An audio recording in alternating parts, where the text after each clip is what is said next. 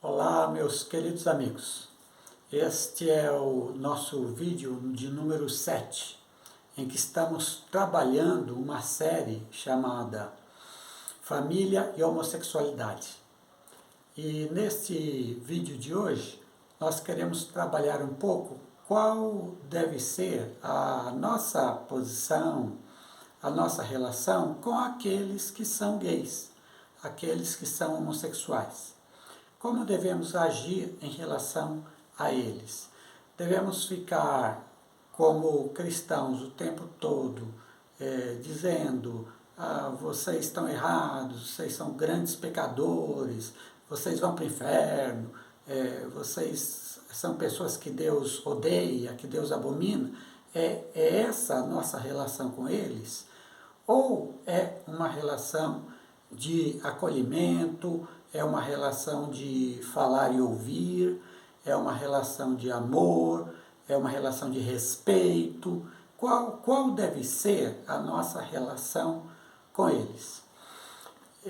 É interessante, e aqui nós vamos olhar para o Senhor Jesus Cristo, para o exemplo dele. E eu acho que isso é importante, porque se somos cristãos, nosso mestre é Jesus, aquele que nos guia é Jesus, é pelas palavras dele, pelo exemplo dele, que nós devemos pautar também o nosso exemplo. Jesus disse: vós sereis meus amigos se fizerdes o que eu vos mando. Assim, nós queremos olhar para Jesus também e ver a relação de Jesus com grupos que na sua época eram discriminados. É interessante que nos evangelhos nós não encontramos nenhuma atividade, nenhum encontro de Jesus, nenhuma palavra de Jesus específica sobre a homossexualidade. Nenhuma, não há nenhum caso nos evangelhos.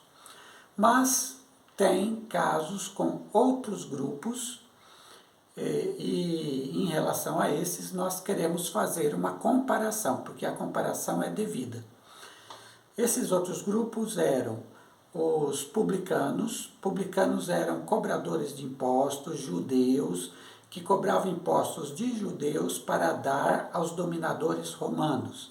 Eles eram considerados pelos judeus como traidores, eles eram ladrões, porque cobravam, na sua grande maioria, cobravam muito mais do que deviam cobrar, e com isso se enriqueciam. Eram ladrões, sim, a grande maioria deles, e eram pessoas que a sociedade em geral discriminava, colocava de lado. Eles podiam ter até muito dinheiro, mas ninguém saía com eles, ninguém ia almoçar com eles, ninguém tinha nenhuma relação com eles. Outro grupo era o grupo das prostitutas. Esse era outro grupo completamente discriminado aí no seu sentido moral, deixadas de lado, e que o povo em geral não se relacionava com esse grupo no sentido de contexto social, no sentido de relacionamento social. Claro que os homens, de uma forma escondida, muitos deles com seus títulos, muitos deles falando contra a imoralidade, no escondido iam usar as prostitutas, sim. Iam usar as prostitutas para seus próprios desejos. Mas tudo no escondido, que é para que a aparência ficasse ótima, excelente, né? E os defensores da lei, né, da própria lei, né, tinha esse tipo de comportamento, né? Exatamente. E havia um grupo também que era chamado Os Pecadores, que incluía esses, mas incluía outras pessoas também de moral um pouco duvidosa, de moral assim que não era gente bem certa lá. Então era um grupo rotulado, Os Pecadores. Esses eram diferentes das famílias, bem organizadas, daqueles líderes religiosos. Eles não, eles eram os bons, os santos, mas essa gente eles chamavam os pecadores. Muito bem, qual foi Jesus era um mestre em Israel. Jesus não era um qualquer, ele era um mestre em Israel. Inclusive os fariseus, que eram os santarrões, consideravam Jesus um mestre, não gostavam dele. mas sabiam que ele era um mestre. Tinha muitos discípulos, ensinava as pessoas, ele era um mestre. Como é que ele agiu? Todo mundo, todo mestre naquela época evitava essa gente. Evitava mesmo, mas nem chegava perto, nem conversava. Como é que Jesus agiu? Eu quero trazer aqui alguns textos bíblicos da forma como Jesus agiu. E com isso pautar a nossa forma de agir hoje em relação aos gays ou a qualquer outro grupo que a gente deixe de lado ou despreze, porque a gente considera que é um grupo muito pecador. O primeiro texto que eu quero trabalhar com vocês se encontra em Lucas 5, 27 a 32. Depois disso saiu Jesus e vendo um publicano chamado Levi, sentado na coletoria, disse-lhe: segue-me. Este, deixando tudo, levantou-se e o seguiu. Veja bem, Jesus está procurando discípulos. E onde é que ele vai? Ele vai na coletoria, que era o lugar dos publicanos, chega para esse publicano, Levi, também chamado de Mateus, e ele diz assim para ele: segue-me. Jesus vai buscar um discípulo daquele grupo que era chamado de pecadores. O Levi era um homem considerado um traidor da pátria. E Jesus vai chamar esse homem, que todo mundo detesta, que ninguém gosta. Jesus vai chamar esse homem para ser discípulo dele. Qual mestre daquela época faria isso? Ninguém faria, só Jesus fez. Ele escolheu um pecador, ele escolheu um homem que não prestava na sua época, para a grande maioria, para ser seu discípulo, ser um apóstolo dele. Continua o texto. Deu-lhe então Levi um lauto banquete em sua casa. Havia ali grande número de publicanos e outros que estavam com eles à mesa. Quem é que estava nesse banquete? Só gente pecadora, só gente ruim. Ruim para o pessoal da época. Só gente que não prestava. Só essa gente estava lá nesse banquete que Levi deu a Jesus. E quem é que estava lá dentro do banquete comendo, bebendo, se alegrando com eles, conversando com eles, levando uma palavra do Evangelho, de arrependimento, de fé nele, Jesus? Quem é que estava lá? Jesus. Com eles, se alegrando com eles e com Levi. Levi agora era seu apóstolo. E Levi deu um banquete por causa disso. Veja a alegria ali, um banquete alegre, todos comendo, e Jesus ali no meio dos pecadores. Aí veja o que aconteceu. Murmuravam, pois, os fariseus e os escribas, os santarrões, contra os discípulos, perguntando: por que comeis e bebeis com publicanos e pecadores? O que vocês estão fazendo aí, no meio dessa gente? Essa gente é impura, essa gente não presta, o que vocês estão fazendo aí? Respondeu-lhe Jesus, agora é Jesus que responde: não necessitam de médicos os sãos, mas sim os enfermos. Eu não vim chamar justos, mas pecadores ao arrependimento. Jesus está dizendo: eu não vim chamar justos, eu vim chamar pecadores. Agora, como é que Jesus veio chamar pecadores ao arrependimento? Como é que ele fez isso? Ele ficou do lado de fora dizendo: vocês vão para o inferno, vocês são grandes pecadores, vocês não prestam. Vocês é gente que, fiquem longe do meu grupo de discípulos. Fiquem longe, vocês são muito pecadores. Foi assim que Jesus veio chamar pecadores ao arrependimento? Não. Jesus estava comendo com eles, junto com eles, se alegrando com eles, rindo com eles, ouvindo as histórias de vida deles, falando do Evangelho de uma forma amorosa, de uma forma respeitosa com eles. Com eles. E eu fico pensando o escândalo que isso foi na época, o escândalo. E também transportando para os dias de hoje, se Jesus viesse no nosso tempo e ele se relacionasse com esses grupos mais discriminados, que a igreja acha que é pecadora, que não pode se misturar, seria um escândalo também para os chamados cristãos, para muitos cristãos da época de hoje. que foi escandaloso o que Jesus Exatamente. fez para a cultura, para a sociedade, foi escandaloso. Saiu do lugar comum do que eles achavam. Do que eles achavam. Vamos a outro texto. Lucas 15, 1 e 2. Ora, chegavam-se a ele todos os publicanos e pecadores para o ouvir. E os fariseus e os escribas, de novo esses santarrões, murmuravam dizendo, este recebe pecadores e come com eles. O que o texto está dizendo aqui? O texto está dizendo que Jesus fazia questão de ensinar a publicanos e pecadores, os que eram rejeitados na sua época. Jesus os aceitava, eles gostavam de ouvir Jesus, porque Jesus não era aquele sujeito que vomitava ódio contra eles. Não.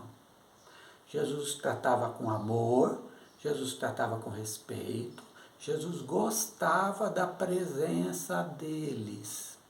E aí o que acontece? Jesus, ele recebe esses publicanos e come com eles.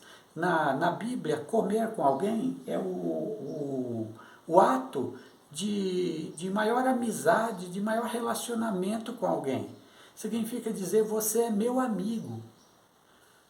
Mateus 21, 28 a 32. Mas que vos parece? Um homem tinha 2 filhos, e chegando-se ao primeiro, disse, filho, vai trabalhar hoje na vinha. Ele respondeu, sim, senhor, mas não foi.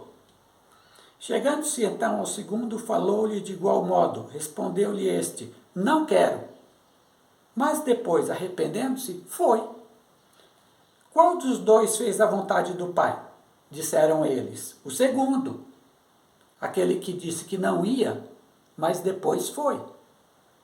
Disse-lhe Jesus, em verdade vos digo, que os publicanos e as meretrizes entram adiante de vós no reino de Deus. Pois João Batista veio a vós no caminho da justiça, e não lhe destes crédito. Mas os publicanos e as meretrizes lhe o deram. Vós, porém, vendo isto, nem depois vos arrependestes para crerdes nele. O que Jesus está dizendo aqui é que publicanos e meretrizes, prostitutas, entram no reino de Deus. Por quê? Porque apesar de serem o que são, creram, se arrependeram, mudaram suas vidas por causa de Jesus. Estes entram no reino de Deus. Mas aqueles que se dizem, nós somos os corretos, nós fazemos as coisas certas, nós estamos certos em tudo o que nós pensamos, estes não entram no reino de Deus. Porque não basta falar, eu sou de Jesus, eu amo Jesus, eu quero louvar a Deus. Não basta falar, a sua vida deve demonstrar os valores de Cristo, valores do amor, valores do respeito, valores de procurar ser amigo de todo mundo, valores de incluir as pessoas, não valores de menosprezar, de colocar para fora, de xingar, de odiar, de dizer nunca apareça aqui, você não é digno de mim. Não, esses não.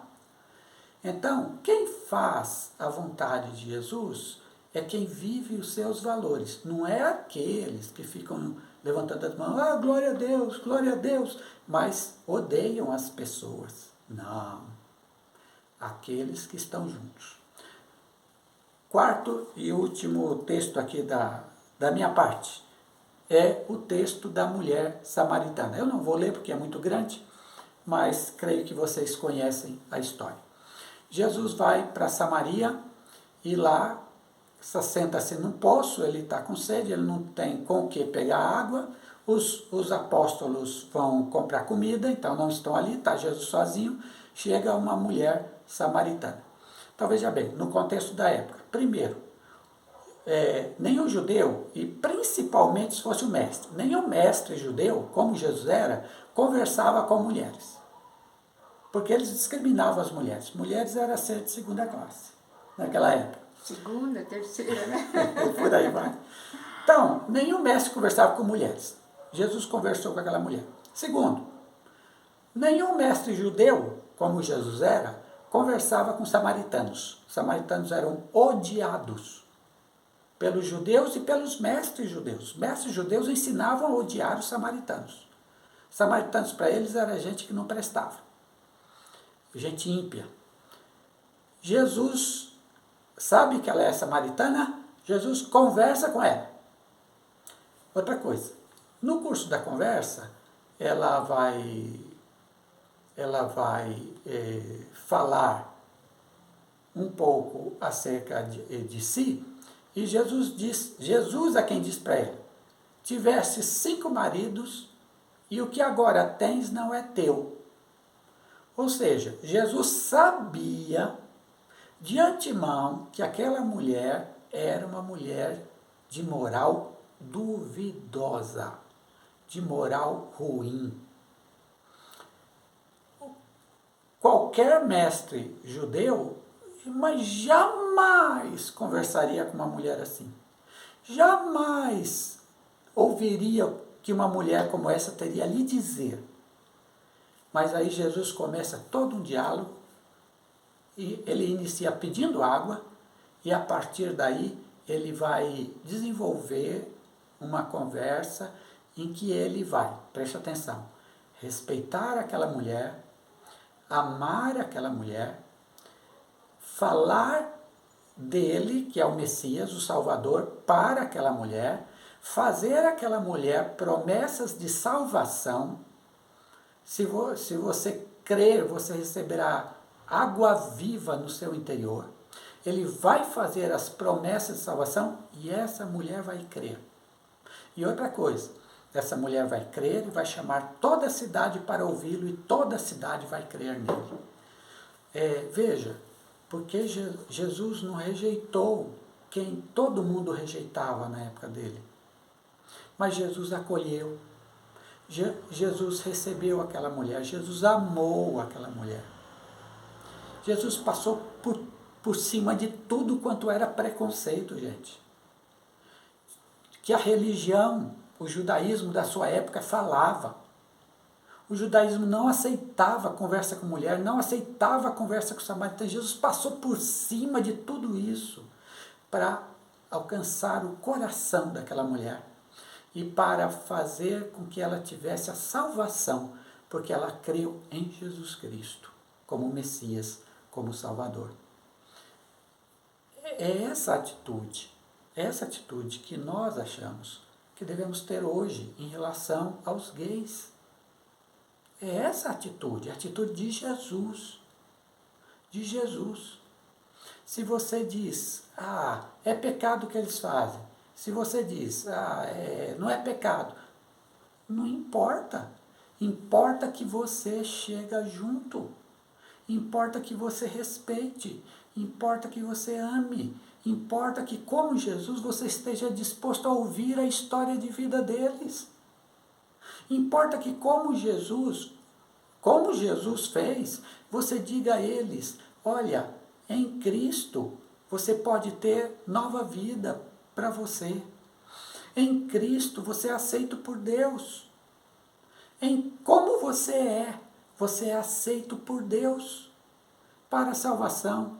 E é Deus, através do Espírito Santo, que vai fazer as mudanças que Ele, Deus, não você, mas Ele, Deus, julgar necessário na vida dessa pessoa.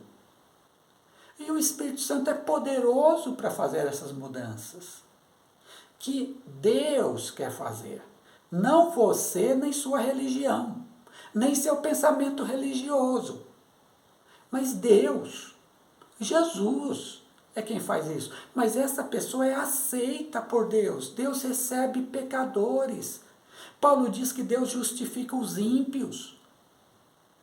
Se ele justifica os ímpios, nos justificou porque nós também somos ímpios. Éramos e fomos justificados por Cristo.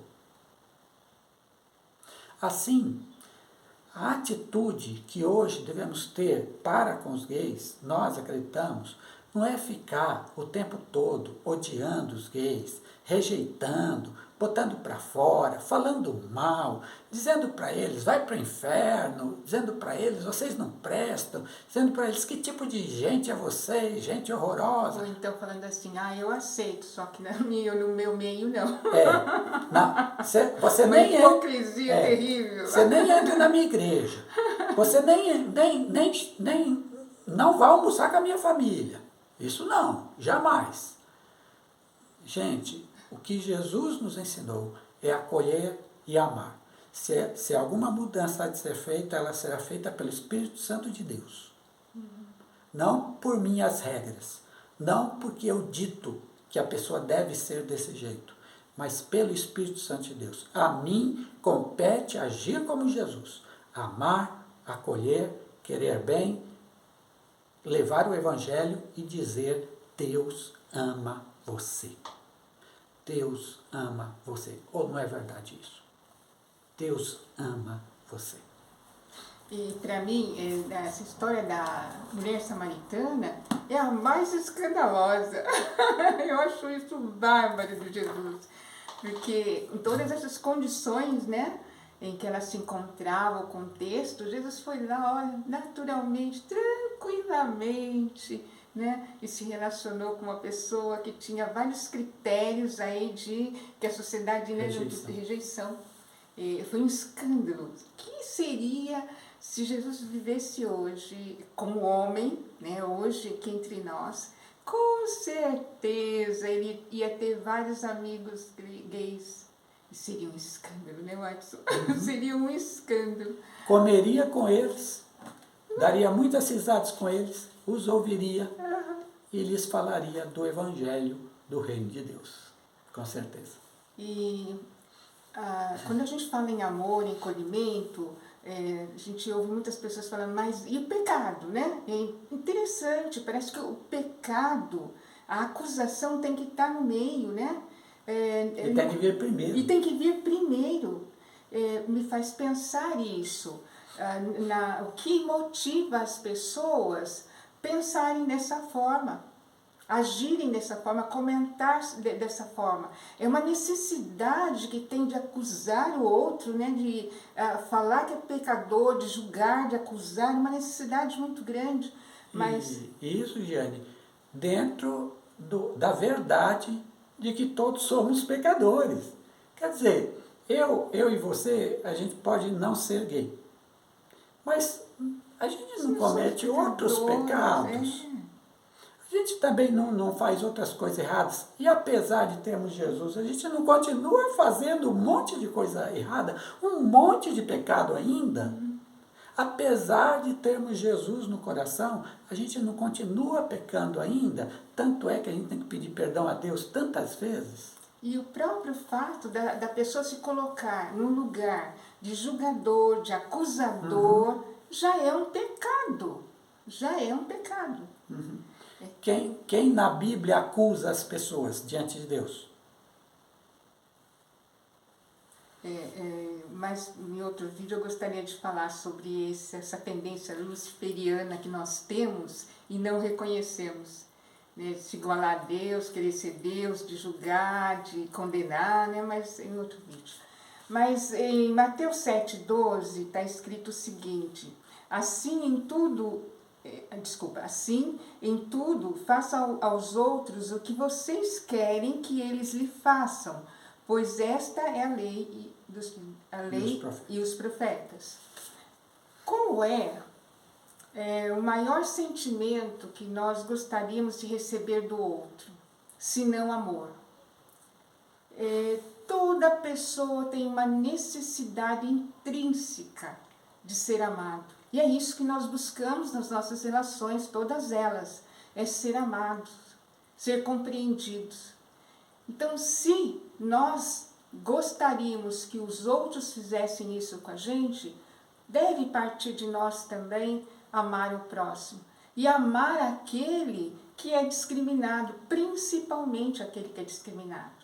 E me chama muita atenção que Jesus foi muito duro na Bíblia, não foi com aqueles que eram discriminados, que eram deixados de lado, rejeitados socialmente. Ele foi duro com os religiosos, muito duros com os religiosos. Eu penso que hoje, se Jesus vivesse como homem entre nós, ele seria muito duro com aqueles que acham que estão certos, que não pode se misturar com algumas pessoas para não se contaminar. Com esses, sim, Jesus foi muito duro. Agora, com os outros, Jesus foi acolhedor, Jesus foi amoroso.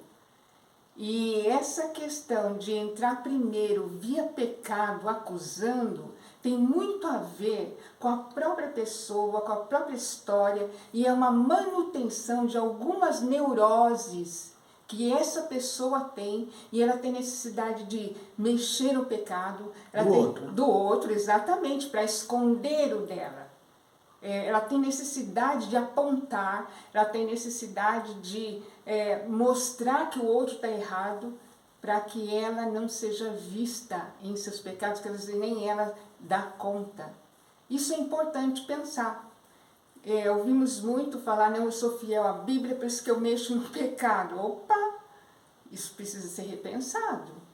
Precisa ser muito repensado, porque a tônica da mensagem bíblica é o amor. E não significa que vai desprezar o pecado, mas a tônica é o amor.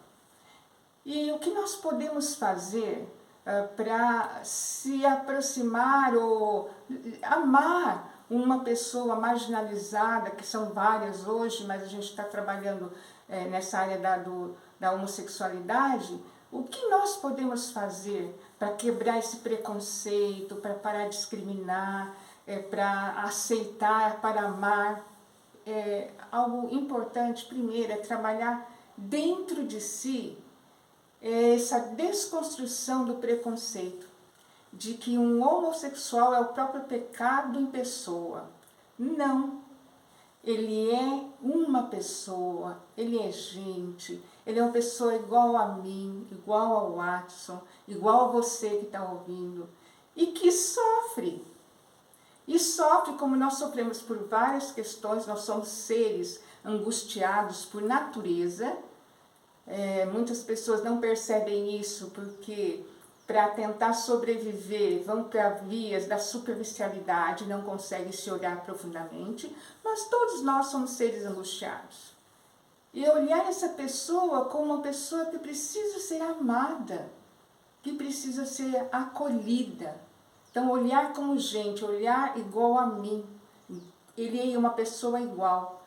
E não pela condição dele, se ele é negro, se ele é amarelo, se ele é hétero, se ele é gay ou não, mas olhar como gente, como pessoa. É o primeiro ponto.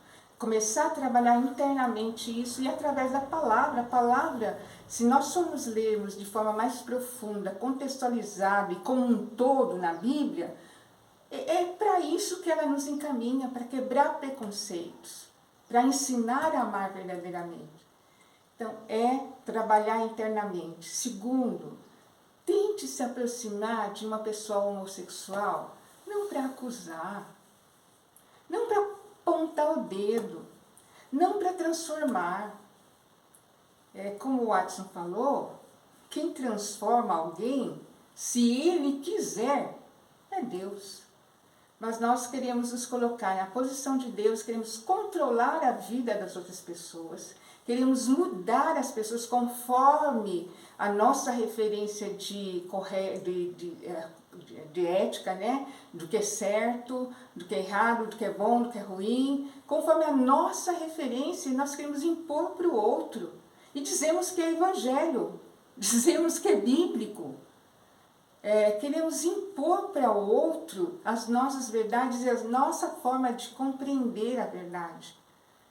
Não, é se aproximar da pessoa para saber quem ela é, para ver se ela quer ajuda, para ver se ela precisa de um acolhimento.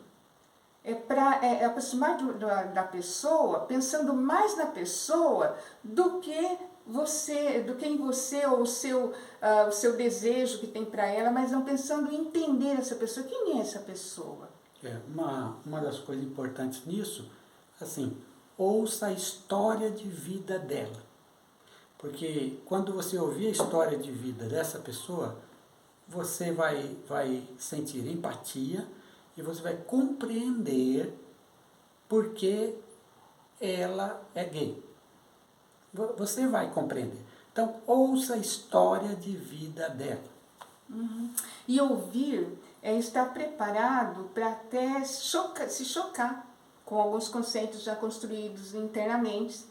E se chocar, fica quietinho. Trabalhe esse choque com você mesmo, mas não impeça de continuar falando, porque às vezes a pessoa fica tão chocada com algumas histórias, com algumas verdades que se ouve do outro, que ela impede o outro, né? Vai criticar, vai falar, não fala isso, não é assim, e impede o outro de se abrir, de se mostrar.